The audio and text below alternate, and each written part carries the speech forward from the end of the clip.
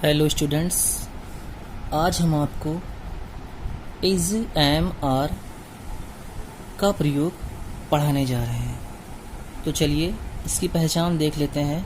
Is M R का प्रयोग कहाँ करते हैं, कैसे करते हैं, इसकी पहचान देख लेते हैं। हिंदी वाक्य के अंत में है, हूँ, हो आने पर इज एम आर का प्रयोग करते हैं।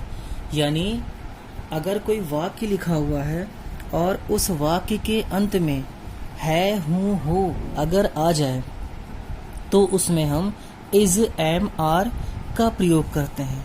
नीचे लिखा हुआ है इस प्रकार के वाक्यों में मुख्य क्रिया यानी मेन वर्ब नहीं होता है, अर्थात कार्य करने वाला कोई भी शब्द नहीं होता है। अगर हम ये कहें कि मैं कमरे में हूँ तो वहाँ पे हम इज आर एम का प्रयोग करेंगे। लेकिन अगर हम ये कहें मैं कमरे में बैठा हूँ तो बैठना एक क्रिया है, और जहाँ पर क्रिया आ जाती है, जहाँ पे मेन वर्ब आ जाता है, वहाँ पर इज आर एम का प्रयोग ना करके टेंस के हिसाब से ट्रांसलेशन बनाते हैं। जैसे अगर हम कहें कि मैं कमरे में हूँ तो वहाँ पर कोई क्रिया नहीं है, कोई कार्य करने वाला शब्द नहीं है, तो वहाँ पे हम सिंपली इज एम आर का प्रयोग करेंगे। लेकिन अगर हम ये कहें मैं कमरे में बैठा हूँ तो बैठना एक कार्य है, बैठना एक क्रिया है। तो जहाँ पर एक कोई क्रिया आ जाता है, कोई कार्य हो रहा होता है, वहाँ पे हम इज एम आर का प्रयोग नहीं करते हैं, वहाँ पे टेंस चलता है। तो जहाँ पे कोई क्रिया ना आए और अंत में है, हूँ, हो यानी प्रेजेंट में वाक्य रहे, तो वहाँ पे इज एम आर का प्रयोग करते हैं। आगे देख लेते हैं। लिखा हुआ है सहायक क्रिया। सहायक क्रिया को अंग्रेजी में कहते हैं हेल्पिंग वर्ब, और हेल्पिंग वर्ब होती है इज एम आर। इसी का प्रयोग करना है। इस का प्रयोग कैसे करते हैं? एक वचन के लिए। इस का प्रयोग एक वचन के लिए करते हैं, सिंगुलर नंबर के लिए करते हैं, और सिंगुलर नंबर्स होते हैं ही, सी, इट, दिस, दैट, या फिर किसी का नाम, किसी का भी नाम हो, चाहे राम हो, मोहन हो, ठीक है, किसी का भी नाम हो, वो हमेशा सिंगुलर नंबर में ही रहता है। एम का प्रयोग कब करते हैं? एम का प्रयोग करते हैं केवल आई के साथ। एम का प्रयोग स्टूडेंट्स सिर्फ आई के साथ करते हैं। यानी हिंदी में अगर कहीं मैं लिखा हुआ है तो वहाँ पे मैं के साथ एम का प्रयोग करेंगे। आर कब लगाते हैं? आर लगाते हैं बहुवचन में। बहुवचन यानी plural number, we, they, you, these, those के साथ। यानी बहुवचन वाले शब्दों में आर का प्रयोग करते हैं। और इसमें ट्रांसलेशन इज एम आर का जो ट्रांसलेशन है, उस ट्रांसलेशन को बनाने का जो नियम है, उस ट्रांसलेशन को बनाने का जो नियम है, जो ट्रिक है, बहुत ही ज़्यादा आसान है, बहुत ही आसानी से आपको समझ में आ जाएगा। नियम है कर्ता प्लस उल्टा। कर्ता को अंग्रेजी में कहते हैं सब्जेक्ट, और कर्ता की पहचान होती है कौन या किसने से प्रश्न पूछने पर। चलिए एग्जाम्पल के माध्यम से आपको ट्रांसलेशन समझाया जाता है। वीडियो को अंत तक देखेंगे। चलिए देख लेते हैं।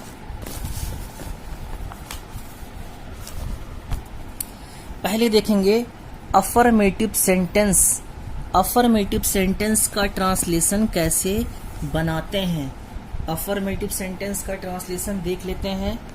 पहला सेंटेंस लिखा हुआ है मैं कमरे में हूँ। हमने अभी आपको बताया था ट्रांसलेशन बनाने का नियम कर्ता प्लस उल्टा। पहले सब्जेक्ट लिखेंगे, उसके बाद उल्टा। उल्टा का मतलब है पहले सब्जेक्ट लिखने के बाद में पीछे से एक एक शब्द का ट्रांसलेशन बनाते चलेंगे। सबसे पहले कर्ता लिख लेते हैं। अफर्मेटिव सेंटेंस है मैं कमरे में हूँ। सबसे पहले कौन से प्रश्न करेंगे? कौन कमरे में है? तो उत्तर आया मैं, और मैं की अंग्रेजी होती है आई। मैं की अंग्रेजी आई होती है। अब पीछे से एक एक शब्द का ट्रांसलेशन बनाएंगे। हूँ आया है, हूँ आने पर एम का प्रयोग करते हैं। आई के साथ एम लिखेंगे, कर्ता लिख दिए।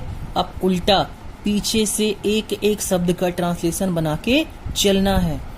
मे की अंग्रेजी होता है आई एम इन, और कमरे को बोलेंगे इन द रूम। बहुत आसानी है, बहुत आसानी से बन गया। दूसरा सेंटेंस है यह एक कुत्ता है। दूसरा सेंटेंस लिखा हुआ है यह एक कुत्ता है। यह की अंग्रेजी होती है दिस है। दिस एक वचन है, सिंगुलर नंबर है, इसलिए है की अंग्रेजी इज। पहले सब्जेक्ट लिखना था, सब्जेक्ट लिख लिए। अब उल्टा पीछे से एक एक शब्द, है की अंग्रेजी इज लिख दिए। एक कुत्ता, a dog, this is a dog. बहुत आसान है। तीसरा सेंटेंस देख लेते हैं। पक्षियां आकाश में हैं। पक्षियां, सबसे पहले सब्जेक्ट लिखेंगे। सब्जेक्ट की पहचान होती है कौन या किसने से प्रश्न पूछने पर।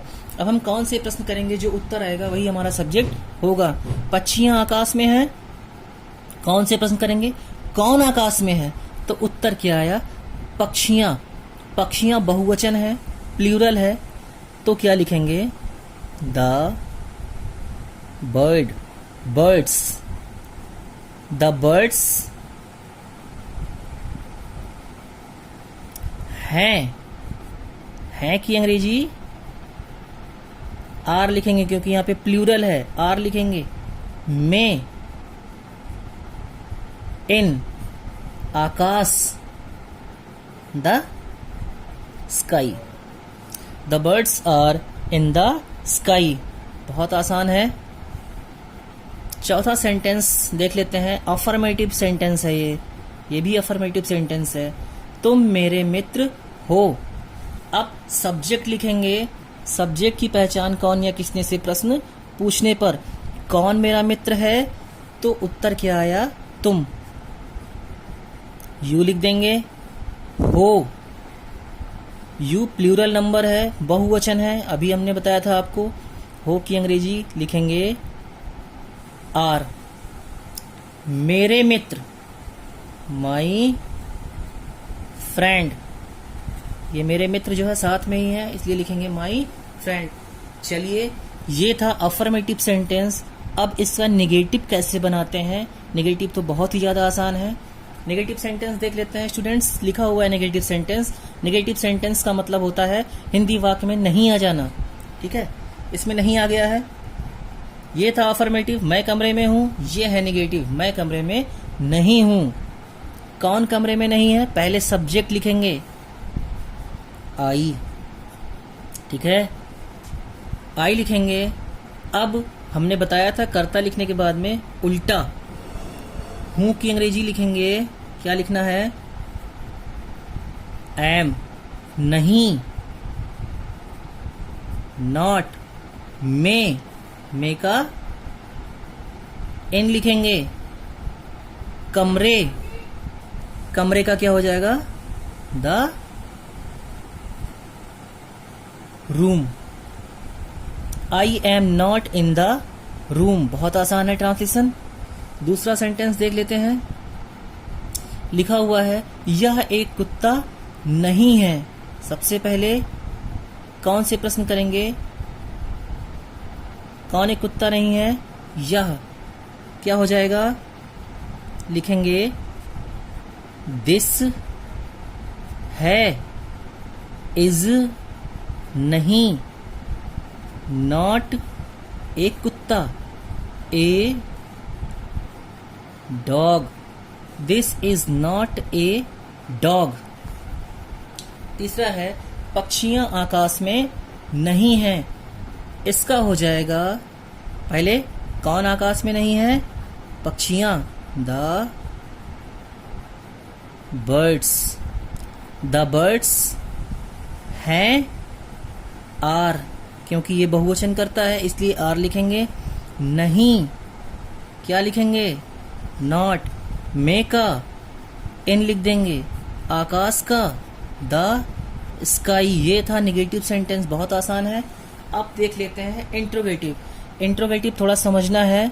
इंट्रोगेटिव में पहले सब्जेक्ट नहीं लिखते हैं, पहले लिख देते हैं हेल्पिंग वर्ब यानी सहायक क्रिया, फिर लिखते हैं सब्जेक्ट। लेकिन पहले हम सब्जेक्ट देखेंगे हमारा सिंगुलर है या प्लूरल है, उसी हिसाब से हम हेल्पिंग वर्ब लिखेंगे। सबसे पहले लिखा हुआ है क्या मैं कमरे में हूं, तो मैं के साथ हेल्पिंग वर्ब एम होता है, इसलिए हेल्पिंग वर्ब लिखेंगे एम। यहाँ पे क्या की अंग्रेजी वाट नहीं लिखेंगे, वाट नहीं लिखते हैं, ठीक है। तो यहाँ पे एम हो गया, फिर लिखेंगे सब्जेक्ट, पहले हेल्पिंग वर्ब फिर सब्जेक्ट। एम आई, मे का, इन कमरे का, द रूम।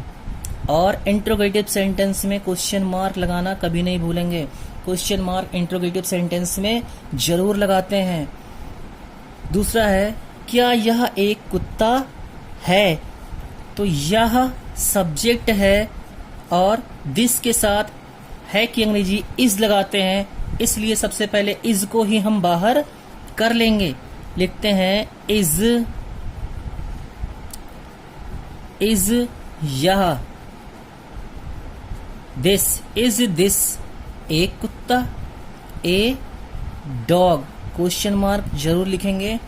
फिर तीसरा है क्या पक्षियां आकाश में हैं, तो पक्षियां इसमें सब्जेक्ट है, बहुवचन है, इसलिए पहले हेल्पिंग वर्ब आर को हम ऐसे पहले लिख लेंगे, पक्षियां, the birds are the birds, में, इन आकाश, द स्काई। ये था हमारा वीडियो का फर्स्ट पार्ट। सेकेंड पार्ट में हम आपको वाज वेयर का प्रयोग जरूर बताएंगे। वीडियो को अंत तक देखने के लिए धन्यवाद।